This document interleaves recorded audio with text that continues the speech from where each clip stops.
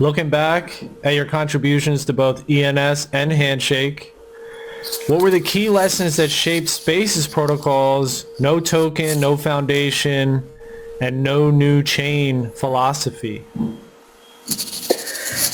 Yeah, I think of a lot of our experience with Handshake. I mean, they had a separate token, which was this is when I first saw Handshake. I thought it made a lot of sense. It was a fork of Bitcoin, and I liked how they replaced the root level, and I liked the auction system and how the proceeds were earned.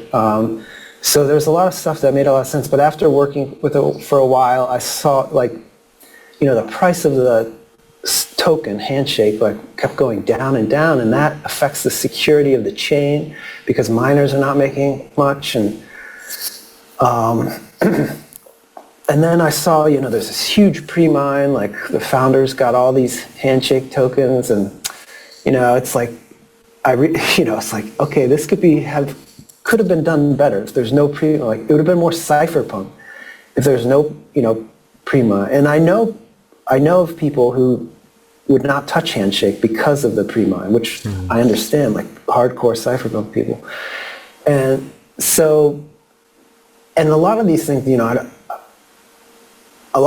this is all new stuff. So it's like, you kind of just have to guess when you're building something like this, like, is this the right way to do it and stuff? So it's like, I don't blame the founders. It's just like, after what they've done, like, you can kind of learn from the past and stuff. So maybe somebody will learn from the past with Spaces, but with Handshake, they had that pre-mine really affected things, and also the separate blockchain and token affected the security of it, and also it made it hard. Just that whole thing made me realize it's like, this should be on Bitcoin. It's so much.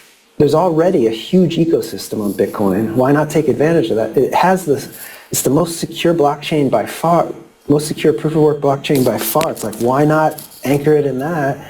And you don't have to worry about a separate token. It's much more cypherpunk. You don't have. So a lot of those lessons were from my experience with Handshake, but also Namecoin. Namecoin, why did Namecoin not work out? It's the first separate thing from Bitcoin, the first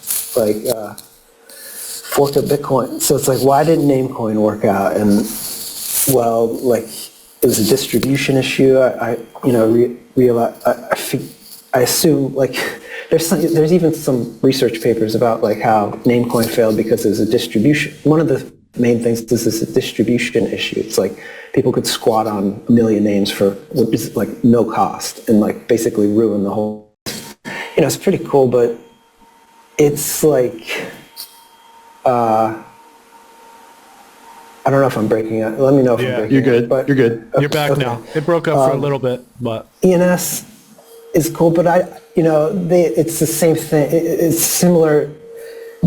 Well, one thing is it's built on Ethereum, and Ethereum has issues, but it's also, even if Ethereum didn't have issues, Bitcoin can't rely on Ethereum. You can't rely on it. If you want to do naming stuff for Bitcoin, for example, BIP353, you don't want to have to rely on Ethereum. You need it on Bitcoin.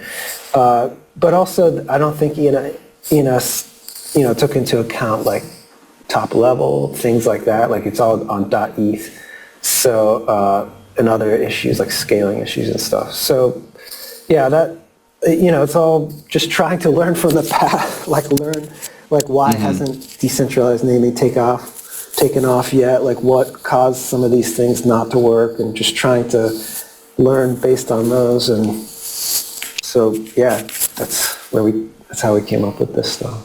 You bring out some of these kind of trade-offs, and I agree that any new idea, you're always standing on the shoulders of prior efforts. I mean, at least even if you don't bring forward some element, it's because a conscious decision, is made that, okay, this part of that didn't work, but this other thing did.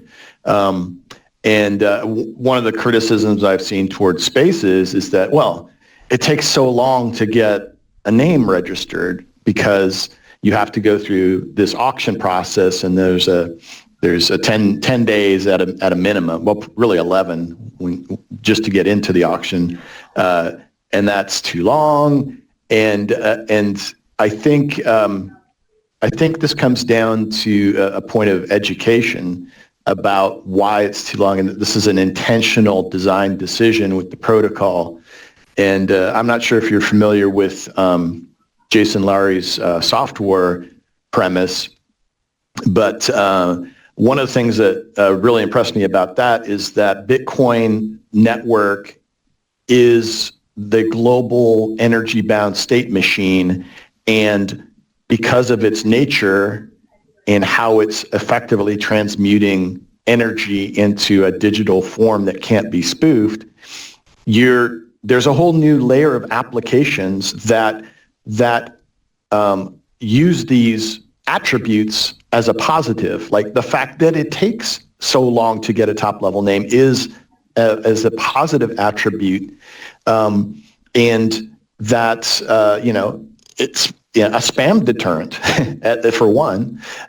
You just can't launch a lot of spammy stuff into it because it takes so long. So I think part of, and Jason and I, really feel it's important to just kind of help educate people around that. Yeah, you don't think of the fact that it takes so long, or, oh, somebody already got that top level name, now I have to buy it off the secondary marketplace. Don't think of these as like, hindrances. These are positive attributes to the protocol that give us a much more robust ecosystem. And like you say, from these prior efforts, it's like, if these things aren't addressed, then you get something that just never takes off, that never gets adopted. And if it never gets adopted, it doesn't matter how much design and thought you put into it.